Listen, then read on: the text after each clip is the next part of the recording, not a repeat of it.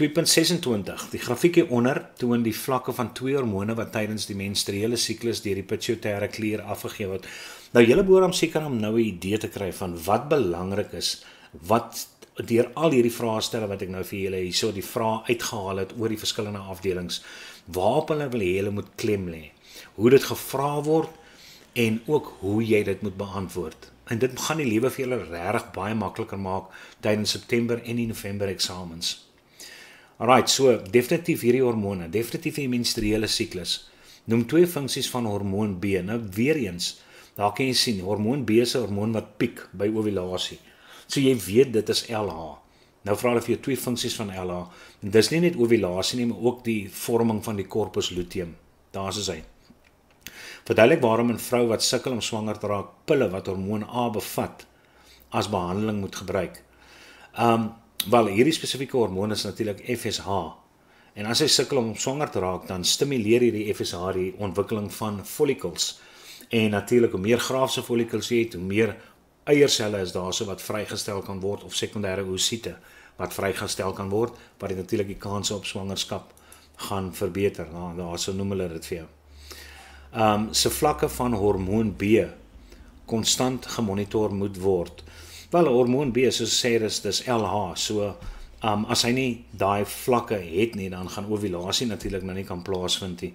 En as dit nie plaasvind nie, dan sal hy nie oom beskikbaar wees vir bevrugting nie. So ja, verduidelik hoe die vlakke van hormoon A op dae 0 tot 5 by 'n swanger vrou sal verskil.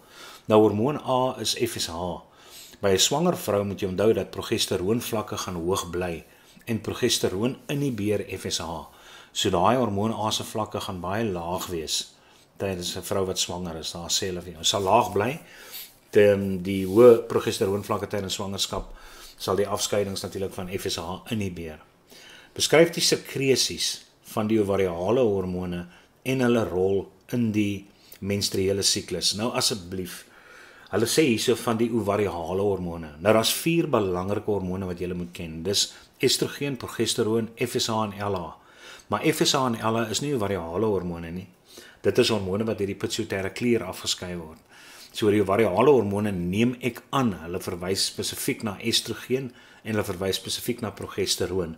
En ons weet FSH stimuleer die ontwikkeling van die follicles en daai follicles skei dan estrogen af wat natuurlik die endometrium gaan begin voorberei, meer bloedvatryk en meer klierryk maak. En dan na ovulasie plaasgevind het, dan verander die oorblyfsels van die graafse follikel natuurlik binne in 'n corpus luteum en daai corpus luteum skei dan progesteroon af wat natuurlik nou behalwe die feit dat LH en FSH gaan onderdruk is natuurlik om die funksie van die estrogen wat nou nie meer daar is nie voor te sit en dit is natuurlik die verdere ontwikkeling van die endometrium. So ja, so daar kan julle sien. Graafse follikel sekreteer estrogen veroorsaak endometrium verdik, meer klier van bloedvatryk, corpus luteum sekreteer dan, well there you go. Dis presies wat ek gesê het. 2.28 Die onderstaande diagram stel die manlike voortplanting voor na 'n chirurgiese prosedure om swangerskap te voorkom. Identifiseer deel B. Nou deel B, en dis baie funny geteken, gewoonlik teken hulle vir jou mooi rond, maar dit sal die prostaatklier wees wat hulle daar wil hê, hoor. Dan noem een funksie van deel A. Nou deel A weer eens is die uretra. So hierso sê hulle nie spesifiek voortplanting of tydens voortplanting nie. So jy kan ook sê dit is natuurlik 'n deurtog vir semen en urine na buite. Verduidelik waarom deel C op 'n warm dag van die liggaam af wegbeweeg. So ietsie wat hulle nou en dan vra. Met ander woorde die skrotum ontspan op 'n warm dag en trek die testikels dan natuurlik verder van die liggaam af. Want jy moet onthou spermatogenese vind by 'n temperatuur 2 tot 3 grade laer as liggaamstemperatuur. So op 'n warm dag gaan daai testikels verder weg van die liggaam af, weer eens om normale spermatogenese of die produksie van normale sperms te verseker. So ja, verduidelik waarom hierdie prosedure nie swangerskap kan voorkom nie. Wel, as jy mooi nou hierna gaan kyk, sien jy daar's net gesny aan een van hierdie vas deferense. Daai vas deferens is nog 100% daai kant. So jy het nog steeds hierdie testikel wat spermselle, alhoewel beide testikels nog steeds spermselle produseer, kan hierdie kant se spermselle net nie uitkom by die uretra nie, terwyl hierdie kant se spermselle kan nog steeds uitkom daar en swangerskap veroorsaak. By dragtige vroulike rotte word progesteroon hoofsaaklik deur die corpus luteum afgeskei. Dit neem ongeveer 22 dae vir die rot om na bevrugting geboorte te skenk. Wetenskaplikes het 'n ondersoek gedoen om die hoeveelheid progesteroon te bepaal wat nodig is vir die suksesvolle voltooiing van gestasie by rotte. Die prosedure was soos volg. 100 vroulike rotte van dieselfde ouderdom is gekies. Hulle is in 5 gelyke groepe verdeel. Al die 100 vroulike rotte is kunsmatig insemineer in 'n laboratorium, met ander woorde die sperms is met 'n spuit in die vroulike voortplantingskanaal geplaas sodat bevrugting kan plaasvind. Die ovaria van elke rot is onmiddellik verwyder nadat hulle dragtig geraak het. En dan as ons praat van die verskillende groepe met hulle 20 rotte in elk, groep 1 het geen progesteroon inspuitings gekry nie. Groep 2 het 'n daaglikse inspuiting van 5 mg progesteroon, 10 mg, 15 mg en 20 mg. Soos nou net die progesteroon vlakke wat natuurlik gewissel het by die verskillende groepe en groep 1 wat natuurlik geen gekry het nie. Die aantal rotte wat dan deur elke groep gestasie voltooi het, met ander woorde hulle swangerskapperiode, is getel en die persentasie is bereken. Hulle vervraag hierdie nogal heelwat. Definieer die term gestasie. Nou gestasie verwys na die periode tussen bevrugting en geboorte. Of jy kan sê die ontwikkeling vanaf 'n sigoot tot en met die fetus wat jy daar so het, wat geboorte dan. Periode van ontwikkeling van die embrio, periode tussen bevrugting en geboorte. Well, there you go. Hoe lank is die gestasieperiode van 'n rotte? Wel jy kan ons nou al sien hier die gedeeltetjie so uit hierdie stuk uit. Behoort hulle mos vir jou sê 22 dae. Elke groep is getel, aantal rotte, onmiddellik dragtig geraak. Waar staan dit nou? Hoe mis ek dit dan nou? O, hier's 'n bo, skuis tog. Dit is so naby aan 2.28. Ek het nou nie opgetel het, ja, sê ongeveer 22 dae. So daai antwoord kry jy ook net daar so uit. Identifiseer die onafhanklike veranderlike in hierdie ondersoek. Wel die onafhanklike veranderlike is mos nou die progesteroon wat toegedien is. Die sien mos die verskillende vlakke van progesteroon. Noem 2 faktore wat tydens die ondersoek konstant gehou moes word en altyd as hulle dit vra, verwys hulle na die geldigheid. So onthou, volgende keer as hulle ook vir jou vra watter 2 faktore het die geldigheid van die ondersoek verseker, dis dieselfde tipe antwoorde wat jy gaan gee. En dit sal wees dat elke groep nou presies dieselfde hoeveelheid rotte gehad het en dat die ovariums verwyder is na dingese en dat die rotte presies almal dieselfde spesies was of dieselfde ouderdom was ensovoorts. So ja, daar kan hulle sê tipe rotte, die konsentrasie van die progesteroon, nie die hoeveelheid hoor, net die konsentrasie moet dieselfde wees. Tipe progesteroon, gesondheid van die rotte, tipe kos, aktiwiteitsvlak van die rotte, daar is ons hy. En jy hoef net 2 te noem. Soos 'n klomp goeders wat konstant gehou moet word. Verduidelik waarom die ovaria onmiddellik verwyder is nadat die rotte dragtig geraak het. Al die ovariums is verwyder want jy weet mos nou binne die ovariums vorm maar so iets wat bekend staan as 'n corpus luteum na ovulasie. En daai corpus luteum skei mos progesteroon af. So om seker te maak dat daar nie nog 'n kan ek sê 'n produksie van progesteroon is nie, verwyder hulle maar die ovariums sodat die effek van progesteroon slegs kan wees van dit wat ingespuit word. Alright, daar sê hulle vir die ovariumstel, skuis tog man, ek het nou te ver gegaan nou hierso. Oep, gaan maar net vinnig terug. Daar sê die ovariumstel progesteroon vry verwydering presies wat ek gesê het. Dan beskryf hoe die persentasie van 'n rotte wat gestaan, daar sê hulle die aantal rotte wat gestasie voltooi is gedeel deur die totale aantal rotte en is toe met al 100 vermenigvuldig. Verduidelik waarom groep 1, hulle wil hê natuurlik julle moet dit verstaan. Maak nie saak wat die ondersoek is nie, daar sal altyd 'n groep wees wat nie blootgestel is aan die veranderlike nie. En die rede daarvoor is natuurlik ter dien as 'n kontrole. En die hele doel van 'n kontrole is sodat jy 'n groep het wat vergelyk kan word met die antwoorde om seker te maak dat die effek, die verandering wat verkry is, slegs deur progesteroon moontlik was. So ja, daar is hy.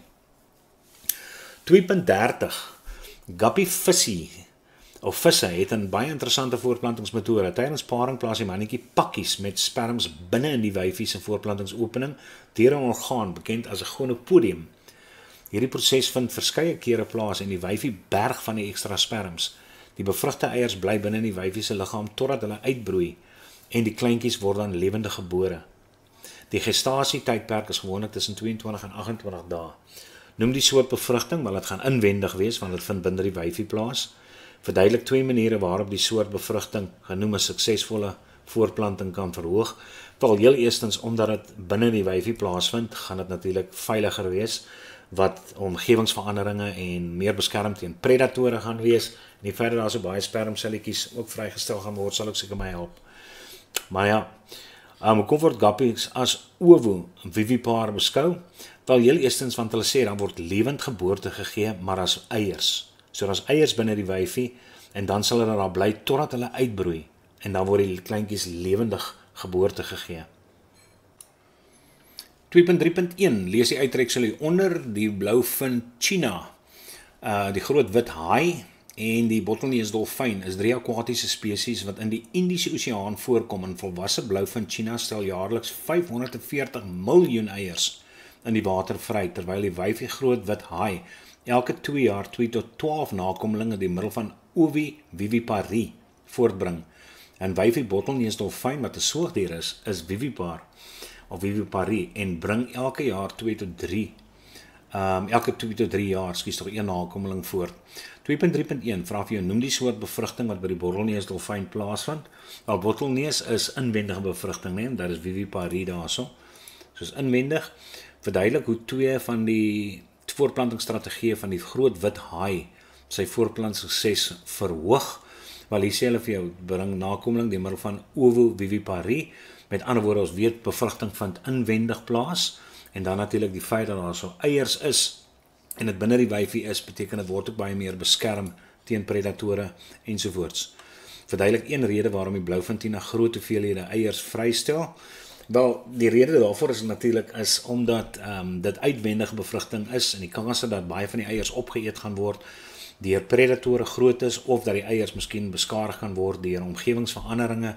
Dit skakel al daai goeters uit. So die hoeveelhede is net daarso om die kanse vir oorlewing te verbeter, hoor. Lees die uittreksel hier onder, vroeggebore babas, dit wil sê wat tussen 28 en 35 van gestasie swangerskap gebore word, tussen die weke, wek in baie lande kommer. Die versorging van vroeggebore babas is baie duur. Vrouens met 'n geskiedenis van vroeggebore babas word soms tussen week 16 tot 20 van gestasie progesteroonbehandeling gegee. Daar word egter geglo dat hierdie behandeling tot die ontwikkeling van gestasionele diabetes mellitus by die maag lei. 'n Ondersoek is gedoen om te bepaal of progesteroonbehandeling tot die ontwikkeling van gestasionele diabetes mellitus lei. Die prosedure was as volg: 300 swanger vrouens met 'n geskiedenis van vroeggebore babas het aan die ondersoek deelgeneem. Die wat vooraf bestaande diabetes mellitus gehad het, is uitgesluit. Die vrouens is in 2 groepe, 2 ewe groot groepe, ingedeel, groep A en B, met ander woorde 150 per groep. Die vrouens in groep A is 1 maal per week tussen week 16 en 20 met 250 mg progesteroon ingespuit. Hulle glukose vlak is daagliks tussen week 16 en 36 van die swangerskap gemeet en aangeteken. Groep B was die kontrole. Beskryf vir die navorsers bepaal het of enige van die deelnemers in groep A gestasionele diabetes ontwikkel het. Wel hierso sê ons nou, hulle glukose vlakke is daagliks geneem tussen week 16 en 36. So 'n aanduiding van natuurlik verhoogde vlakke gaan ons nou vir jou sê dat daar so 'n gestasionele diabetes is. Noem 2 faktore wat konstant gehou is tydens die toediening van die progesteroon in groep A. Wel, jy kan sien dis 250 mg wat definitief daarin gegee is. Hulle sê ek vir jou wanneer dit toegedien is, so dis 'n konstant gehou. Identifiseer die onafhanklike veranderlike. Wel jou hierdie laaste sinnetjie sê dit word om te bepaal op progesteroonbehandeling, dit sal jou onafhanklike veranderlike wees tot die ontwikkeling van gestasionele diabetes mellitus en dit sal jou afhanklike veranderlike wees. Daar sê. There you go. Waarom is die inspuit van progesteroon in goeie behandeling vir vroeggebore babas te voorkom? Wel, progesteroon is mos verantwoordelik vir die onderhoud van die baarm agter die endometrium. So natuurlik hoe beter die endometrium geskik is vir ontwikkeling, hoe beter is die kanse dat babietjies vroeg gebore word. So daar sê hulle vir jou. En dan groep B was die kontrole, verduidelik die belangrikheid van groep B in hierdie ondersoek. Wel, groep B het mos nog geen progesteroon ontvang nie. Sodat as daar enigsins gestasionele diabetes ontwikkel het, dan weet hulle as gevolg van die hormoon.